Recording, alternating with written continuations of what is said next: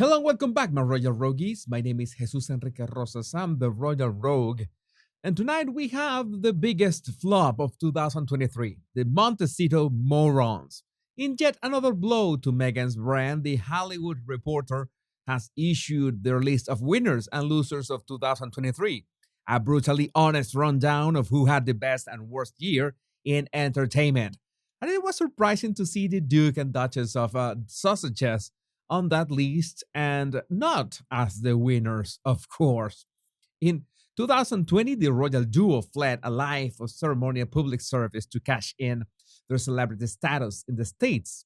But after a whiny Netflix documentary, a whiny biography, Spare, even the title is a pouty gripe, and an inert podcast, the Harry and Meghan brand swelled into a sanctimonious bubble just begging to be popped as South Park was the pin.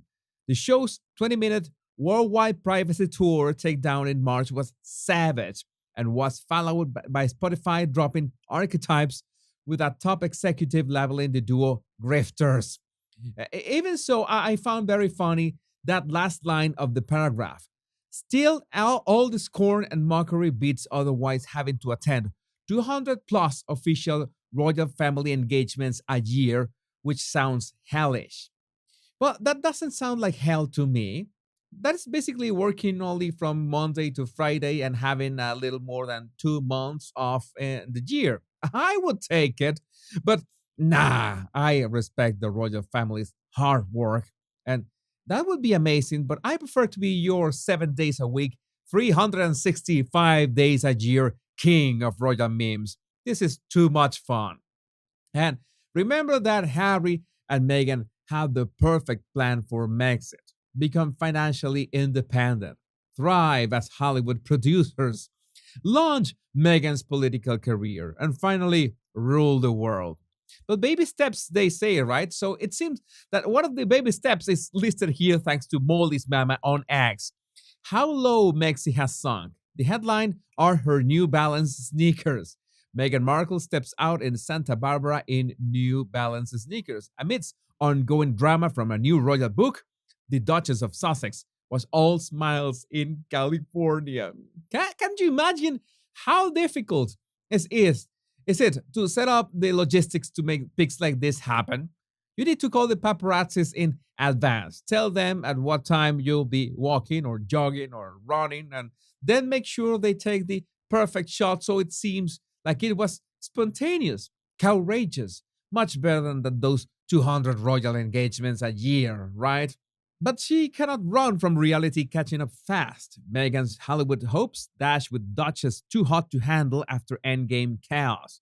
Meghan Markle's career relaunch and Hollywood hopes may have been dashed with the Duchess of Sussex branded as too hot to handle after the fallout from Owen Scobie's Endgame book. So, it's like nobody wants to work with her because nobody wants to take that risk. You know, being enmeshed in a scandal or something worse. Although, to be fair, some of our favorite artists in Hollywood have been in that hole before. Perhaps there are few as spectacular as the comeback of Robert Downey Jr., who at some point was in a literal gutter, and nobody in Hollywood wanted to touch him with a 10-foot pole. It was only thanks to Mel Gibson, who personally assumed the risks for the production companies, that he was given that golden chance. And you might be aware of that how it went. The parallel in this universe could be Serena Williams to Meghan. But the thing that separates Meghan from Robert Downey Jr. is, of course, talent. I'm sure you watched that movie, Only You, right? With Marisa Tomei. Great movie. But going back to Meghan and Serena, it's already baffling to think that Serena had to give her a hand when Meghan already was married to the royal family, had earned herself worldwide infamy, had received tens of millions of dollars from Netflix, Spotify, and Penguin Random House, and even so, she managed to F things up. Could it be that we are talking about lack of talent? But just to put things in perspective, I found it, well, mad that Taylor Swift was named Person of the Year for Time magazine. Because you know that Time magazine lacks anything remotely close to common sense. But bear with me for a moment. I see so many people saying that Taylor Swift is just a product, that she was just put in there from the music corporations and she was just the chosen one to carry that weight. In other words, that she doesn't really have talent, and she was just put in this by the power players in the music industry. But if that was the case, if an almighty industry can just dictate the public to like something or someone, then explain to me how Disney has put billions into shoving their agenda, into trying to make us like their lousy storytelling full of the message, and the public is responding with their wallets, as in not going to see those movies. Maybe it has to do with the fact that people want to be entertained. Could it be that people dislike being preached to? Is my question. So, saving the distances, we come back to the topic of talent. Who has it and who doesn't? Of course, the circumstances, some help here and there, and yes, knowing how to use social media helps. In Taylor Swift's case, common sense points to the undeniable fact that she must have talent, regardless if we like her music or not. As for Meghan, well, it's interesting that when you look at how much the world has searched for these two women, at many points in the past 5 years, Meghan has beaten Taylor at the online popularity game. But no, that is not enough, because you know what is Meghan's greatest talent? It's in fact being married to Harry. And if that doesn't sound pathetic enough, well, I don't know what will. It's a stomach churning when you think about it. But then, why do we keep talking about them? Well, for the sole reason that they are hell bent on attacking the royal family. But there is no other reason. And since we love the royal family and what they stand for, then it's our duty to scrutinize the credibility and claims of whoever dares to make up things about them.